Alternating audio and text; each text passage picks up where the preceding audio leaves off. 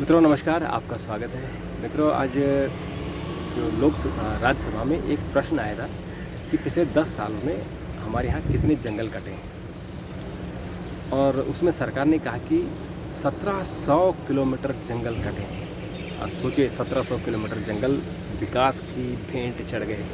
विकास भी ज़रूरी है, लेकिन क्या जंगल काट के विकास करना ज़रूरी है? जहाँ बहुत ज़रूरी है, जैसे सड़क बन रही है, अब उस सड़क में कोई पेड़ आ रहा है तब तो उसको काटना मजबूरी हो जाएगा, लेकिन जहाँ तक हो सके उसको डाइवर्ट किया तो ज़्यादा अच्छा है। तो इस प्रश्न का जवाब दिया मंत्री ने, भूपेंद्र यादव ने, जो पर्यावरण मंत्री हैं।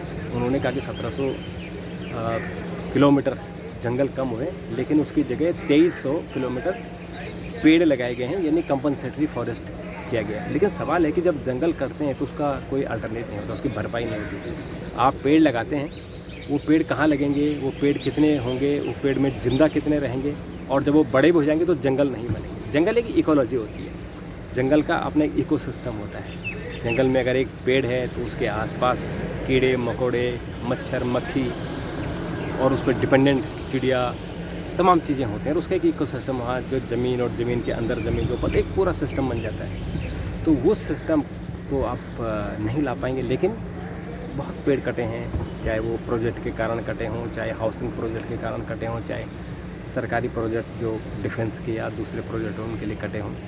तो उसके लिए जो जंगल कट रहे हैं, और इस पर सरकार कहती भी है कि हम जंगल की रखवाली करेंगे। एक हमारा जो वाइल्ड लाइफ बोर्ड एक अलग है, ऐसे फॉरेस्ट बोर्ड होता है जिसमें प्रधानमंत्री जिसके चेयरमैन होते हैं। अगर उसमें बड़े प्रोजेक्ट होते हैं तो वहाँ से उनको क्लियरेंस लेनी पड़ती है, लेकिन जब प्रोजेक्ट डेवलपमेंटल प्रोजेक्ट होते हैं तो नॉर्मली इसको नहीं रोका जाता। जैसे पर्यावरण मंत्री ने एक लिस्ट दी है, और उन्होंने ये भी कहा है, इसी में ही उन्होंने एक और बहुत महत्वपूर्ण बात कही कि जो वायनाड में बाढ़ आई थी, वायनाड में जो भूस्खलन आया, लैंडस्लाइड हुआ है, वो इसलिए हुआ है कि वहाँ जो प्रोजेक्ट हैं वो प्रोजेक्ट अत्यधिक प्रोजेक्ट हो गए, अत्यधिक वहाँ सड़कें बनना, प्रोजेक्ट लगना, खुदाई करना, ये सब चीज़ें हो रही थी। उसके कारण वायनाड की घटना हुई।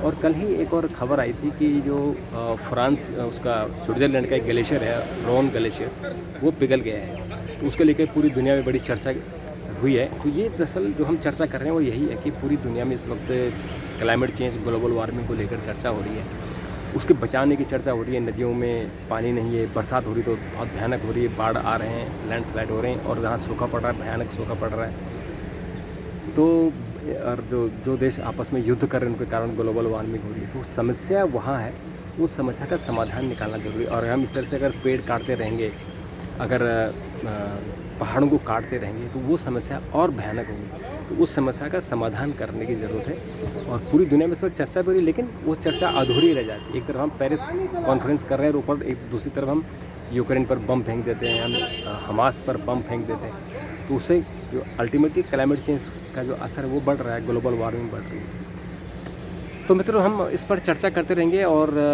ये चर्चा करना मैंने इसके लिए एक डेडिकेटेड चैनल इसलिए बनाया कि हम इस चैनल में केवल पर्यावरण को लेकर चर्चा करेंगे। और मित्रों अगर इस पर कोई आपकी सुझाव हो तो ज़रूर दीजिएगा, इस पर हम हमेशा बात करते रहेंगे। अभी के लिए इतना, फिर आपसे मुलाकात होगी, तब तक के लिए नमस्कार, थैंक यू, धन्यवाद।